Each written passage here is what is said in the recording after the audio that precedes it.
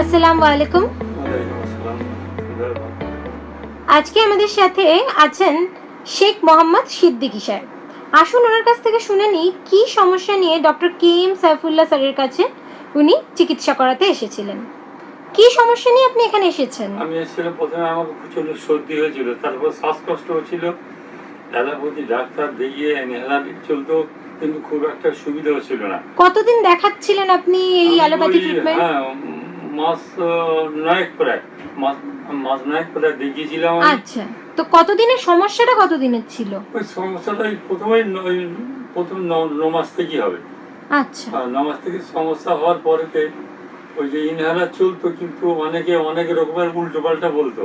প্রথম বলতো যে তোমার হার্টের প্রবলেম, কেউ বলছে শ্বাসনালী সরু হয়ে গেছে, আচ্ছা, এইসব নানা রকম বলার পরেতে আমি অ্যালোপ্যাথি ওষুধ খাই কোনো রকম কোনো উপকার পাচ্ছিলাম না। কিভাবে জানতে পারলেন আপনি ডক্টর কে এম সাইফুল্লাহ স্যারের কথা? কলম পত্রিকা আমার পড়া অভ্যাস, অন্যান্য পত্রিকা পড়া অভ্যাস ছিল, কলম পত্রিকা থেকে আমি জানতে পারি।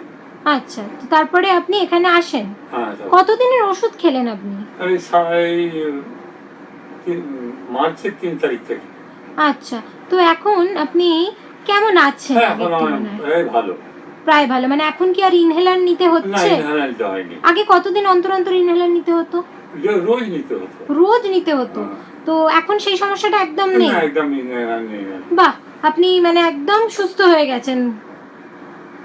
হ্যাঁ, অনেক সুস্থ হয়ে গেছি। বাহ, আপনি একদম সামনের দিনগুলো আরো সুস্থভাবে ভালোভাবে কাটান, এটাই আমরা কাম্য। ধন্যবাদ।